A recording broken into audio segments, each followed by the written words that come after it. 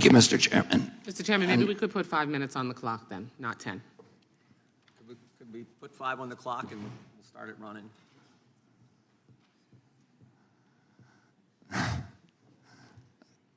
Thank you, Mr. Chairman. And I want to put aside my written statement for a moment and address one of the points that was brought up, I think an important point by the ranking member, that this body ought to be concerning itself with issues that impact directly the American people.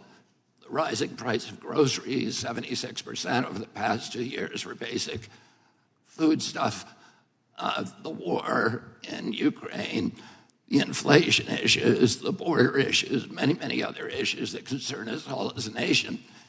We can't do that without the First Amendment, without debate.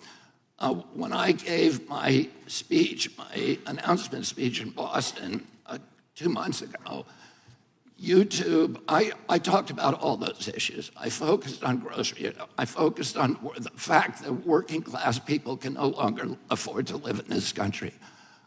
I talked about inflation, all the issues that deeply concern you, and that you've devoted your career to alleviating those issues.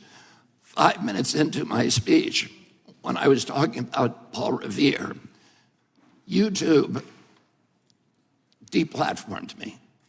I didn't talk about vaccines in that speech. I didn't talk about anything that was a verboten subject. I just was talking about my campaign and things, the conversation that we ought to be having with each other as Americans. But I was shut down, and that is why the First Amendment is important.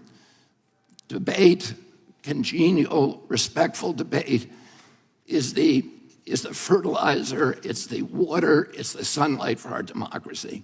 We need to be talking to each other.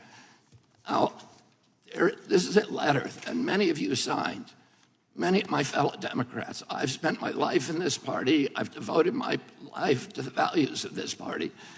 102 people signed this. This itself is evidence of the problem that this hearing was convened to address. This is an attempt to censor a censorship hearing. The charges in this, and by the way, censorship is antithetical to our party. It was appalling to my father, to my uncle, to FDR, to Harry Truman, to Thomas Jefferson, as the chairman referred to. It is the basis for democracy. It sets us apart from all of the previous forms of government. We need to be able to talk, and the First Amendment was not written for easy speech. It was written for the speech that nobody likes you for. And I was censored not just by the Democratic administration, I was censored by the Trump administration. I was the first person censored by as the chairman pointed out, by the Biden administration 2 days after it came into office. Anti-Semitism, racism, these are the most appalling, disgusting pejoratives, and they're applied to me to silence me because people don't want me to have that conversation about the war, about groceries, about inflation, about the war on the middle class in this country that we need to be having. And by the way, I want to say this while I'm on the record, that in my entire life, and why I'm under oath, in my entire life, I have never uttered a phrase that was either racist or anti-Semitic. I have spent my life fighting my professional career, fighting for Israel, for the protection of Israel. I have a better record on Israel than anybody in this chamber today. I'm the only person who has publicly objected to the $2 billion payout that the Biden administration is now making to Iran, which is a genocidal program. I'm the only one who's objected to that. I've fought more ferociously for Israel than anybody. But I am being censored here through this target, through smears, through misinterpretations of what I've said, through lies, through association, which is a tactic that we all thought we had been discredited and dispensed with after the Army McCarthy hearings in the 1950s. But those same weapons are now being deployed against me to silence me. I know many of the people who wrote this letter. I don't believe there's a single person who signed this letter who believes I'm anti-Semitic. I do not believe that. There is no evidence of that. Now, I want to say something I think that's more important, and it goes directly to what you talked about, ranking member, which is the need, this toxic polarization that is destroying our country today. And how do we deal with that? This kind of division is more dangerous for our country than any time since the American Civil War. And how do we deal with that? How are we going to, every Democrat on this committee believes that we need to end that polarization. Do you think you can do that by censoring people? I'm telling you, you cannot. That only aggravates and amplifies the problem.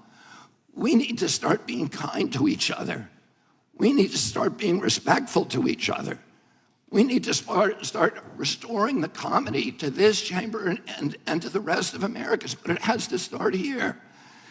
My uncle, Edward Kennedy, has more legislation with his name on it than any senator in United States history. Why is that? Because he was able to reach across the aisle, because he didn't deal in insults, because he didn't try to censor people. He brought home people who were antithetical to what he believed in. He came home almost every weekend with people like Orrin Hatch to our house at the compound in Hyannisport. At that time, Orrin Hatch to me was like Darth Vader, because I was an environmentalist. And I was saying, why is Teddy bringing this guy home? But he knew that he was effective because he understood that comedy and respect and kindness and compassion and empathy for other people is the way that the only way to restore the function in this chamber. But more importantly, today we need to give an example in the leadership of our country of being respectful to each other. If you think I said something that's anti-Semitic, let's talk about the details. I'm telling you all the things that I'm accused of right now by you. And in this letter are distortions, they're misrepresentations. I didn't say those things. There's fragments that I said, but I denounce anybody who uses the words that I have said to imply something that is negative about people who are Jewish. I never said those things. And I want to point out also that the chairman pointed to Dennis Kucinich, who's fighting behind me. There is no two people in the country who feel more differently about American politics than these two people. And yet they were friends. Dennis attended his children's basketball games, attended his daughter's wedding. This is what we need, how we need to start treating each other in this country. We have to stop trying to destroy each other, to marginalize, to vilify, to gaslight each other. We have to find that place inside of ourselves of light, of empathy, of compassion, and above all, we need to elevate the Constitution of the United States, which was written for hard times. And that has to be the premier compass for all of our activities. Thank you very much. Thank you. Mr. Chairman,